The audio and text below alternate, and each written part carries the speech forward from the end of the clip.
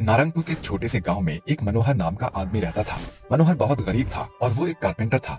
लकड़ियां उसे उसके बजट से महंगी पड़ती थी, जिसके चलते वो बांस से मजबूत फर्नीचर बनाकर बेचा करता था। एक दिन उसका बेटा उसके पास आता है और उससे कहता है, पिताजी, आप बांस से इतने प्यारे फर्नीचर कैसे बना लेते हो? मुझे तो यकीन ही नहीं होता कि एक सिंपल बांस से आप इतना अच्छा काम कर लेते हो। अरे बेटा, यही तो कलाकारी है। तुम्हें पता है ये बांस बहुत मजबूत होता है, लेकिन कोई भी बांस से बना हुआ कुछ भी सामान पसंद नहीं करता। मेरा सामान बहुत ही कम बिक पाता है। पिताजी, आप ही ने तो कहा था मेहनत करने वाले कभी हारते नहीं, इसीलिए आप भी मेहनत कीजिए और फल की चिंता मत कीजिए। अपने बेटे की बात सुनकर मनोहर को और हौसला मिल जाता है, जिसके बाद वो बांस से काफी चीजें बनाना शुरू कर देता है। गांव के बहुत ही कम लोग उससे बांस के बने हुए सामान खरीदते। एक दिन मनोहर अपने मन ही मन में सोचता है, बांस का काम करने से भी मेरे घर का गुजारा नहीं चल पा रहा है। ऐसे कैसे चलेगा? मुझे कुछ ना कुछ तो कमाने का साधन सोचना ही होगा। वहाँ पर उसकी पत्नी सावित्री आती है और उससे कहती है, अजी, आज मेरे पास जो पैसे थे ना, उसमें घर का थोड़ा सा सामान और राशन ले आई हूँ। और फिर नूपुर बाजार में ही खिलौने की जिद करने लगा था, जिसके चलते मुझे उसको उसकी पसंद का एक खिलौना दिलवाना पड़ा। कोई बात नहीं, हमारा बेटा अभी छोटा है, वो हमारी मजबूरियों को नहीं समझ पाएगा। आपको एक बात और बतानी थी। जब आप बांस लेने गए थे, तब मकान मालिक आया था और किराए के लिए कह रहा था। हाँ सावित्री, मैं जानता हूँ अभी तक हमारा किराया भी नहीं गया है। मैं कोशिश करूंगा कि जल्द से जल्द घर का किराया दे दूं। ये सब कहने के बाद सावित्री खाना बनाने के लिए चली जाती है, जिसके बाद मनोहर अपने बेटे नुपुर को उसके खिलौने से खेलता हुआ देखता है। नुपुर एक ऑटो रिक्शा जैसे दिखने वाले खिलौने से खेल रहा होता है। अरे वाह, मेरा ऑटो रिक्शा तो बहुत ही प्यारा है, इसे तो मैं आराम से चला सकता हूँ। अरे वाह, इस ऑटो रिक्शा को देखकर तो मुझे एक सुझाव आया है। मनोहर तुरंत जंगल से कई सारे बांस लेकर आता है और उनसे एक ऑटो रिक्शा बनाने की कोशिश करता है। कुछ ही दिनों में वो बांस से एक ऑटो रिक्शा बना लेता है। आखिरकार मैंने अपना बांस का ऑटो रिक्शा बना ही लिया। अपना बांस का बना हुआ ऑटो रिक्शा ले जाकर बाकी के ऑटो रिक्शाओं के पास वो खड़ा कर देता है। आओ आओ आओ, मेरे ऑटो रिक्शा में बैठकर बांस के ऑटो रिक्शा का आनंद उठाओ। वहाँ बाकी के ऑटो रिक्शा वाले उसे देखकर जोर जोर से हंसने लगते हैं। क्यों मनोहर भाई, अरे तुम्हें तुम्हारा काम साज नहीं रहा क्या, जो ऑटो रिक्शा चलाने के लिए यहाँ पर आ गए हैं? अरे ये सब छोड़ो, जरा इसके ऑटो रिक्शा को तो देखो। अरे ये तो एक बांस से बना हुआ है। मैं जानता हूँ मेरा ऑटो रिक्शा बांस से बना हुआ है, लेकिन मेरा ऑटो रिक्शा तुम्हारे ऑटो रिक्शा से बहुत मजबूत है। यहाँ तक कि इसे चलाने के लिए मुझे पेट्रोल का भी खर्चा नहीं लगता है। मनोहर की बातें सुनने के बाद वहाँ खड़े सभी ऑटो रिक्शा वाले उस पर हंसने लगते हैं। देखते ही देखते सुबह से शाम हो जाती है, लेकिन कोई भी मनोहर की ऑटो रिक्शा में बैठने नहीं आता। हे भगवान, अब मैं क्या करूं? एक तो मैंने अपने सारे बांस इस ऑटो रिक्शा को बनाने में ही लगा दिए, ऊपर से अब मेरे ऑटो रिक्शा में कोई बैठ भी नहीं रहा। ऐसे ही मनोहर को एक दो दिन और गुजर जाते हैं। उसके ऑटो रिक्शा में कोई नहीं बैठता। तभी एक दिन एक पंडित वहाँ खड़े ऑटो रिक्शा वालों को कहते हैं, अरे अरे, तुम लोग जरा मुझे मंदिर तक छोड़ आओगे क्या? अरे पंडित, शर्म नहीं आती तुझे? फ्री की सेवा उठाने के लिए हम लोगों के पास चला आता है। तुझे नहीं पता हम कितनी मेहनत से पैसा कमाते हैं? अरे भाई, मेरे पास तो इतना समय ही नहीं है कि मैं फ्री की सेवा वाले को अपनी ऑटो में बिठाऊं। पंडित जी, आप एक काम कीजिए, मेरे ऑटो रिक्शा में बैठ जाइए। मैं आपसे कोई पैसे नहीं लूंगा और आपको सही सलामत आपके मंदिर तक पहुंचा दूंगा। वैसे भी मेरे ऑटो रिक्शा में कोई बैठा ही नहीं है। मनोहर उसे अपने ऑटो रिक्शा में बैठा लेता है, जिसके बाद वो उसे मंदिर पर ले जाकर छोड़ देता है। मंदिर के अंदर जाने से पहले पंडित मनोहर के सर पर हाथ रखकर उससे कहता है, तुम बहुत अच्छे हो और लोगों का भला सोचते हो। तुम्हारे संकट बहुत ही जल्द हमेशा के लिए दूर हो जाएंगे बेटा। उसके इतना कहते ही उसके हाथ से रोशनी निकलती है, जिसके बाद वो मंदिर के अंदर चला जाता है। वहीं दूसरी तरफ मनोहर जब वापस जाने के लिए अपना ऑटो रिक्शा चलाता है, तो वो मिनट से पहले वापस अपनी जगह पहुंच जाता है। अरे वाह, ये कैसे हुआ? मैंने तो बस एक ही जगह पर इसकी कल्पना की थी और मैं ऑटो में बैठते हुए यहाँ पहुंच भी गया। ये पंडित जी का कोई चमत्कार तो नहीं? उस दिन के बाद से मनोहर किसी भी जगह जाने के बारे में सोचता और ऑटो के अंदर बैठ जाता। ऑटो एक मिनट से पहले उस जगह पर पहुंच जाता, जिसके चलते अब वो अपने गाँव के कई लोगों को अपने ऑटो पर बैठाता है और उन्हें एक मिनट से पहले ही उनकी जगह पर पहुंचा देता है। अरे आओ आओ और मेरी चमत्कारी जादुई ऑटो में बैठो। अरे एक मिनट में सोचोगे और दूसरी मिनट में वहाँ पहुंच जाओगे। ऐसा ऑटो तुमने कभी नहीं देखा होगा। आओ आओ। अरे बेटा, मुझे दूसरे गांव में जाना है, क्या तुम मुझे दूसरे गांव में पहुंचा दोगे? अरे हाँ हाँ दादी माँ, क्यों नहीं, आपको तो मैं 200 की स्पीड में पहुंचाऊंगा। ये कहकर मनोहर अपने जादुई बांस के ऑटो में कल्याणी को बैठाता है, जिसके बाद वो ऑटो रिक्शा में बैठकर दूसरे गांव के बारे में सोचता है और एक मिनट से पहले ही वहां पहुंच जाता है। इतनी फास्ट स्पीड देखकर कल्याणी उसको 100 रुपए का नोट दे देती है। अरे भाई साहब, जरा थोड़ी देर के लिए मेरा यहाँ इंतजार कर लो, क्योंकि मुझे एक गर्भवती औरत की डिलीवरी करवाना है। मैं एक दाई माँ हूँ, मुझे वापस भी घर जाना है। तुम्हारी इस फास्ट स्पीड की वजह से मैं जल्दी वापस जा सकती हूँ।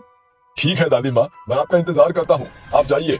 कल्याणी एक घर में जाती है। वहाँ वो एक औरत का बच्चा पैदा करवाती है। कुछ ही देर में बच्चे की किलकारियों की आवाज आने लगती है, जिसके बाद कल्याणी एक बच्चे को गोद में लिए और उस औरत के पति से कहती है, अरे मुबारक हो सबको, बेटा हुआ है। खबर सुनकर लोग बहुत खुश होते हैं और मनोहर को भी बहुत अच्छा लगता है। जिसके बाद मनोहर कल्याणी को वापस अपने जादुई बांस के ऑटो रिक्शा में बिठाकर उसे अपने गाँव ले आता है। उस दिन से मनोहर हर गरीब और बेसहारा लोगों की मदद करता है और उन्हें फ्री में यहाँ से वहाँ छोड़ देता है। अब गांव के सभी लोग मनोहर के ऑटो रिक्शा में बैठना पसंद करते हैं, जिसके चलते उसके दुख भरे दिन हमेशा के लिए खत्म हो जाते हैं और वो अपने परिवार के साथ खुशी खुशी रहने लगता है। जादुई सोने का बांस घर। माँ, आप अपना ख्याल रखना, मैं बांस की लकड़ी लेने जंगल जा रही हूँ। ये बोलकर 12 वर्षीय सलोनी आरी लिए जंगल की ओर अग्रसर हो जाती है, जहाँ एक बुढ़िया बैठी होती है। ये लो बूढ़ी अम्मा, मैं तुम्हारे लिए रोटी ले आई। सलोनी, तुम्हें स्मरण था? अरे बूढ़ी अम्मा, भूलती कैसे? पिछले 6 माह से आपसे मेल मिलाप जो बढ़ गया। वैसे भी मेरी माँ कहती है कि किसी की भूख मिटाने से बड़ा पुण्य प्राप्त होता है। तुम्हारी माँ ने तुम्हें सुनहरी सीख दी है सलोनी। वैसे तुम्हारी माँ के रहते तुम इस बांस के जंगल में क्यों आती हो? इतने बचकानेपन में बांस का बोझा उठाकर तुम्हारे कंधे नहीं थकते। हाँ बूढ़ी अम्मा, मगर मेरे सिवा माँ का है कौन? माँ महीनों से बीमार है। ऐसे में मैं रोजाना इस जंगल से बांस काटकर बांस की टोकरी बर्तन बनाकर बाजार में बेचती हूँ। उसी से हम बेबस माँ बेटी का गुजर बसर चलता है। कुछ देर बाद बूढ़ी अम्मा, आपसे बतियाते हुए मैंने बांस काट भी लिया और गठरी भी बांध ली। अब मैं चलती हूँ। सलोनी बांस की गठरियों का बोझा उठाए घर आकर देर दोपहरी धूप में टोकरी बर्तन बनाकर उन्हें बेचने बाजार जाती है। रात को राशन पानी लेकर घर आती है। समय ऐसे ही गुजरता है। अगली सुबह, ये लो बूढ़ी अम्मा, आज मैं आपके लिए बाजरे की रोटी लाई हूँ, साथ में लहसुन की चटपटी चटनी भी है। बुढ़िया सलोनी के हाथ का बनाया खाना खाकर उसका बखान करते हुए कहती है, अरे वाह सलोनी, तुमने तो सयानों को भी पीछे पछाड़ दिया। खाना बनाने में एकदम नपा तुला हाथ है तुम्हारा। शुक्रिया बूढ़ी अम्मा, मैं चलती हूँ। ऐसे ही कई दिन गुजर जाते हैं। एक रात बब्बन उनके दरवाजे पर दस्तक देता है। अरे ओ मरियल माँ की बेटी, कहाँ मर गई? सामने आ। बब्बन चाचा, आप? अरे चुकरिया, जाकर अपनी अम्मा को बुला, मैं बच्ची से बात नहीं करता। ममता बिस्तर से उठकर बाहर आती है। अरे आज मैं तेरी मरियल हाव भाव पर तरस नहीं खाने वाला। पिछले 6 महीने से माँ बेटी मुफ्त में मेरे घर में रह रही हो। भाड़ा क्या तुम्हारा बाप भरेगा? काका, मैं चुकाऊंगी आपका भाड़ा। नादान चुकरिया, तू चुकाएगी भाड़ा। बीते भर की है नहीं, आई बड़ी। मैं तुम दोनों माँ बेटी को अब और बर्दाश्त नहीं करूंगा। अपना झोला झमेला उठाओ और चलती बनो यहाँ से। मगर इतनी देर रात हम कहाँ जाएंगे? अरे कहीं भी डावाडोल हो, बब्बन को बख्श दो। ये बोलकर बब्बन उस माँ बेटी को घर से निकाल बाहर कर देता है। दोनों बांस के जंगल की ओर बढ़ने लगती हैं। तभी मौसम का रुख बदलता है। हे ईश्वर, इस दुनिया की भी अपनी गति अभी पकड़नी थी। बिटिया, जल्दी से पाँव बढ़ा, बरसात होने के आसार है। दोनों माँ बेटी बांस के जंगल की ओर बढ़ने लगती हैं। तभी रास्ते के बीचों बीच सलोनी को वही बुढ़िया मिलती है, जो सलोनी को टोकते हुए बोलती है, अरे सलोनी, इतनी देर रात तुम इस बांस के जंगल में? बूढ़ी अम्मा, हम दोनों माँ बेटी बेघर हो गए हैं। इस बांस के जंगल के सिवा तुझा कोई आसरा नहीं बचा। किसी बड़े बांस के पेड़ के नीचे रात काट लेंगी। उसकी जरूरत नहीं है सलोनी, आओ मेरे साथ। दोनों माँ बेटी बुढ़िया के साथ बांस जंगल के पेड़ों के पथ को पार करके एक चौरस स्थान पर आती है। बूढ़ी अम्मा, ये तुम हमें बांस जंगल के बीचों बीच क्यों लाई हो? सलोनी, मैं यहाँ तुम्हारे लिए एक सुनहरा बांस घर बनाने वाली हूँ। अम्मा, हम कुछ समझी नहीं। बुढ़िया अपनी आंखें बंद करके अपने हाथों से एक ही पलचे में एक सुंदर से सांचे का बांस घर बनाकर बोलती है, सलोनी, ममता, ये कोई साधारण बांस घर नहीं, बल्कि एक सुनहरा सोने का जादुई बांस घर है। मगर ये बांस घर तो बाकी घरों के जैसे ही साधारण है। सलोनी, जैसे ही तुम उस बांस घर से कुछ मांगोगी, ये तुम्हारे स्वर शब्द सुनकर जादुई सोने के बांस घर में बदल जाएगा। भूख के मारे मेरे पेट में कबड्डी मची हुई है। ए जादुई सोने के बांस घर, मुझे इसी समय खाने को भोजन दो। सलोनी के स्वर शब्द खत्म होते ही साधारण बांस घर सोने के सुहाने जादुई बांस घर में बदलकर अपने भीतर से 56 भोग की बौछार कर देता। ये तो सचमुच में सुनहरे बांस घर की सांची में बदल गया। बूढ़ी अम्मा, आपने ये कैसे किया? जरूर आपको एक जादूगरी है ना? सलोनी, समय आने पर मैं तुम्हारे सारे सवालों के जवाब दूंगी। अब मुझे जाना होगा। स्मरण रहे, इस जादुई सोने के बांस घर से कभी अपना स्वार्थ मत साधना। इस सुनहरे बांस घर का सदुपयोग करना।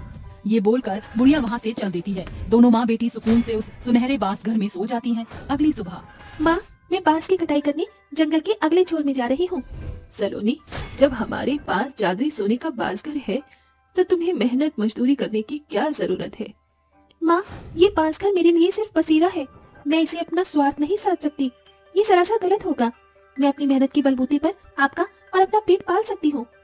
समय गुजरता है। सलोनी हर एक सुबह बांस की कटाई करके दिन भर टोकरी बर्तन बनाती और सांझ होते उन्हें बाजार में बेचने जाती। एक दिन की बात है, सलोनी बांस काट रही थी, तभी एक बूढ़ा वहाँ से रोते बिलखते गुजरता है।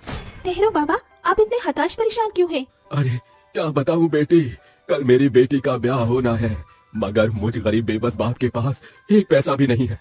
पैसे की पाबंदी से कल मेरी पगड़ी उछलने से बेहतर है मैं मर जाऊं। ठहरो बाबा, मेरे पास तुम्हारी समस्या का समाधान है। सलोनी उस बाबा को लेकर अपने जादुई सोने के बास घर के पास आती है। ए मेरे जादुई सोने के बासकर, ये बाबा बेहद बुरे दौर से गुजर रहे हैं। इनकी बेटी के ब्याह के लिए मुझे तुम्हारी मदद चाहिए। सलोनी की निश्वर्त मांग सुनकर जादुई सोने का बांस घर सुनहरी चमक से सराबोर होकर सोने के बड़े बांस घर के सांचे में ढलकर अपने भीतर से सोने के सैकड़ों सिक्के, जेवर और पैसे की भरमार करता है। ये लीजिए बाबा, इसे आप बतौर बड़े धूमधाम से अपनी बेटी का ब्याह कर पाएंगे। एकाएक तेजोमय प्रकाशमान के साथ बूढ़े बाबा बतौर उस बुढ़िया में बदल जाते हैं। अरे बूढ़ी अम्मा, तुम? हाँ सलोनी, मैं तुम्हें परख रही थी कि तुमने मेरे बोल को अपने हृदय की पट्टियों पर लिख लिया है या नहीं। जादुई सोने के बास घर के होने के बावजूद तुमने उससे अपना स्वार्थ नहीं साधा। खरी उतरी हो, अब मैं तुम्हें अपना पुख्ता परिचय जाहिर करती हूँ। ये बोलकर बुढ़िया एक जादुई परी में बदल जाती है। सर पर सुनहरा ताज, हाथों में जादुई छड़ी, ये पहरावा तो परी का होता है। तुमने सही पहचाना, मैं एक जादुई परी रानी हूँ जो एक तपस्वी के श्राप से इस बांस जंगल में बंधक बन गई थी। जानना नहीं चाहोगी कैसे? हाँ तो सुनो। परी, आज तुम पूरे 18 बरस की हो चुकी हो। यही समय है जब परी की बेटी को परिलोक की परिरानी का पद प्राप्त होता है। आज से तुम परियों की रानी, मगर तुम्हें अपनी शक्तियों के साथ संसार का भ्रमण करना होगा। परी अपने लोक को पार करके संसार में आती है। अरे ये बांस वृक्ष का जंगल तो बड़ा रोचक है, क्यों ना मैं यहाँ अपनी शक्तियाँ साधूं? परी अपनी जादुई छड़ी से बांस जंगल में कभी पथराव करती तो कभी मेह की फुहार बरसाती और अंत में आग से जंगल को जला दिया। तभी एक तपस्वी उसके सामने आ खड़ा होता है। घोर अनर्थ, तुम्हारे साथ उल्टा ने मेरी सदियों की तपस्या को भंग कर दिया। बाबा, मुझे नहीं स्मरण था कि आप यहाँ साधना में लिप्त हैं। मैं अभी इस अग्नि को बुझा देती हूँ। अगले ही पल परी उस आग को बुझा देती है। इसका अभी कोई तात्पर्य नहीं है। मैं तुम्हें श्राप देता हूँ परी, कि जिस शक्ति से तुमने मेरी सालों की तपस्या को भंग किया, तुम इसी पल छिन एक बुढ़िया बनकर इस बांस जंगल में बंधक बन जाओगी और जब तक कोई नेक दिल यहाँ नहीं आएगा तुम यहीं रहोगी। और मैं बतौर बुढ़िया बनकर इस बांस जंगल में बंधक बनकर रहने लगी, मगर तुम वो नेक दिल निकली और तुम्हारे हाथों का आहार मेरा हथियार बन गया। मेरी शक्तियाँ लौटने लगी और आज मैं इस बांस जंगल से रिहा हो रही हूँ। सिर्फ तुम्हारी बदौलत आज से इस बांस जंगल की जिम्मेदारी मैं तुम दोनों माँ बेटी पर छोड़ती हूँ।